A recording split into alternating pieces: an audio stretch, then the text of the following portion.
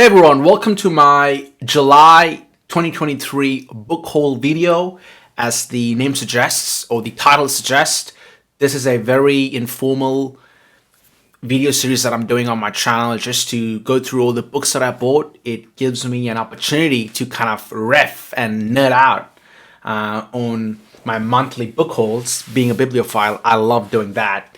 And recording the video and not just doing it by myself sort of allows me to engage with the Sartrean gaze, whatever that may be, and go through all the books that I bought. Anyway, as per usual, over philosophizing on a simple book haul video. Without further ado, let's get started. Might as well start with the books that I'm currently reading. In fact, these two books. So the two books that I'm currently reading are A New German Idealism by Adrian Johnston, and of course, The Tenant of Wildfell by Brontë.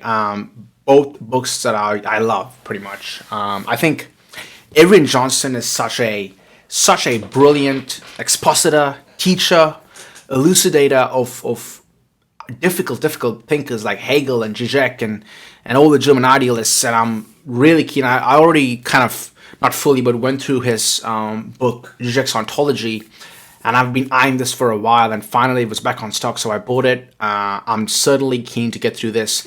I just started. He's such a clear and engaging writer. And, you know, I have to read another Brontë novel. It's been a while since I read Wuthering Heights. I love the Brontë sisters. I want to read Jane Eyre after this. One of my really good friends, she recommended reading The Tenant of Wildfell, and in fact she told me that it's a battle between what's her favorite novel, either this or Jane Eyre. But just in general, I love the way the Brontë sisters write, and the banter and the kind of in certain parts, especially in Wuthering Heights, the kind of violence of love that the Brontes portray. And I'm a huge fan. I'm certainly more of a Charlotte Brontë or a Brontë over, let's say, a Jane Austen.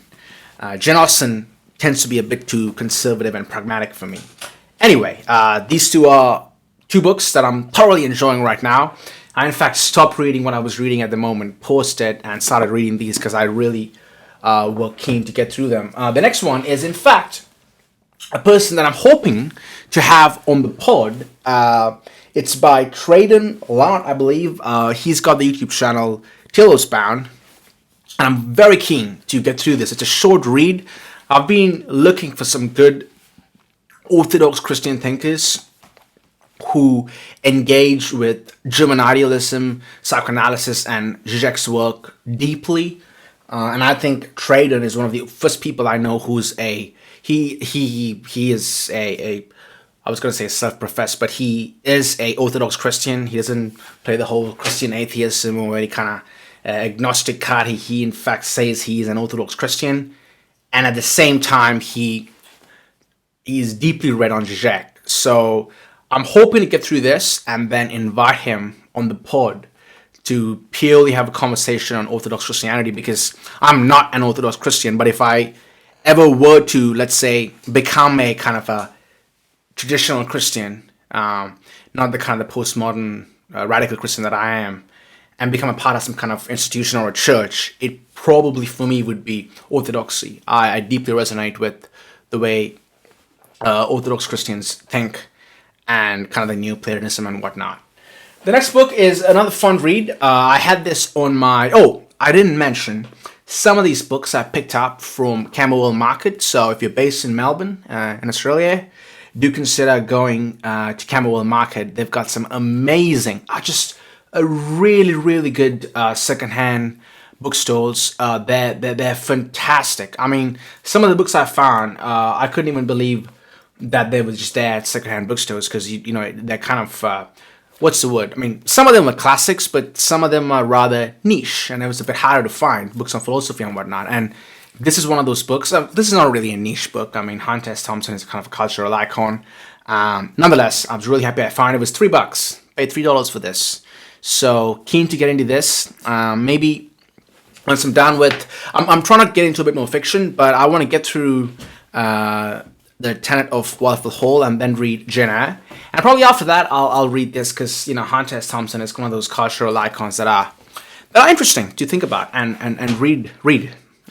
Full stop. The next one is this book, The Notebooks of Malte, Laurids, Brigge, I believe that's how it's pronounced. Now, I bought it purely for Rilke, Rilke. I owned the Kindle, and I was going through a story in this. It's in fact a diary, but I was going through one excerpt, which I thought was really beautiful, and then I thought I want to order the physical cover, the physical copy. So I bought this, The Notebooks of Malte, Laurids, Brigge, I believe. If I'm not mistaken, it's a semi-biographical work. So I always find those interesting. If I ever do write fiction in my life, I would probably do something semi-biographical too. The next one, yes, this is gonna probably after the German Idealism book by Adrian Johnston. Oh, I've got to finish off the other big one that I'm reading by Friedrich Beiser. But this is gonna be the next book on Lacan that I'm gonna read. I tried reading Écrit, but that was about a year ago. And I would say I have a better understanding of Lacanian psychoanalysis now. But still, man, Écrit was virtually unreadable. And then after a bit of research from some Lacanians, I found that it's good to start off with the seminars. And I interviewed Dr. Grace Tarpey on the pod, and she said, this is perhaps one of his most accessible seminars, The Ethics of Psychoanalysis. So certainly keen to read this by Jacques Lacan. And with the whole Lacan and the kind of French scene in mind, the other person, another psychiatrist, is Frantz Fanon, but he's he's known much more for his kind of black existentialism and post-colonialism existentialism. He was in the circle with de Beauvoir, Sartre, the French circle in that time, and I've always wanted to read The Wretched of the Earth. It's really interesting for some reason. Despite being a minority in Australia or being a migrant in Australia, I've thought a bit about identity and race, but I've realized for some reason, I don't know why, it's not something that has really occupied a lot of my thinking. Race and identity as much. Identity, yes, but not race or ethnicity as much as I'd say some of my other mates who are migrants in Australia or let's say, minorities or non-white people, although this is what I mean. The moment you start talking about race, it gets really complicated because white people themselves can be minorities, and it's a bit more complex than just the pigments of your skin. But leaving all that aside, before I derail this whole thing and start talking about race, The Wretched of the Earth is a very interesting kind of radical political polemic / essay, and I do know a lot of people have been influenced by Frantz Fanon. Therefore, I'm really keen to read it. I personally like a lot of Sartre, and Sartre I know is a big fan of Frantz Fanon, so The Wretched of the Earth is something I'm keen to read. The next one is On Liberty by John Stuart Mill. This I picked up on, this too, by the way, I picked up at the secondhand bookstore in Camberwell. So again, paid $5 for this. This also is one of those books. I'm probably never going to read this. I owned a copy. I feel like it's one of those books that should just be on your shelf one day if you want to refer to it or something. I read it a long time ago when I was going through the whole, my whole libertarian phase. When I was like 18, 19, I think. And this was one of the first books I read on liberty. Still a great book, despite my disagreements with liberalism and kind of the John Stuart Mill English liberalism ideology.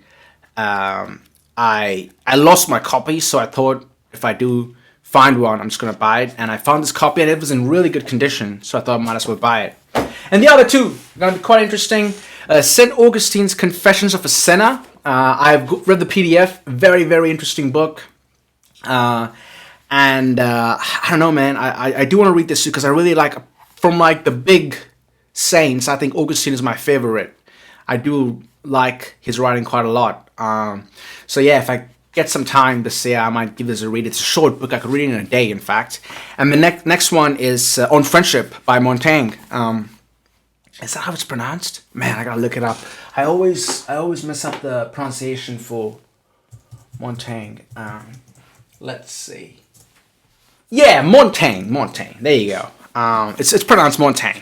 on friendship. It's another nice little book. And in fact, I hope I'm not oversharing here, but I would say in the last couple of months, friendship, just purely friendship, not in the romantic sense at all. Although I do believe a romantic relationship, first and foremost, has to be based on a friendship. I think it's thoroughly important. I think there can't be love without friendship. But anyway, leaving all that aside, in the past couple of months, I've been thinking a lot about friendship and how much I appreciate the friends in my life. And I'm a pretty cynical guy. I have a very pessimistic worldview. And despite all of that, I always felt this deep love for my friends. And it's something I've been thinking about. I'm hoping to write about it, in fact.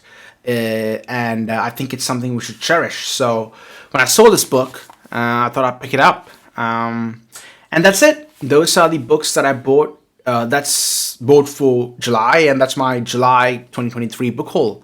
I hope you found some of these books interesting. And as per usual, I hope this video, apart from it just being pure kind of aesthetic, intellectual pleasure, is an impetus for you to read some of these thinkers and engage with them.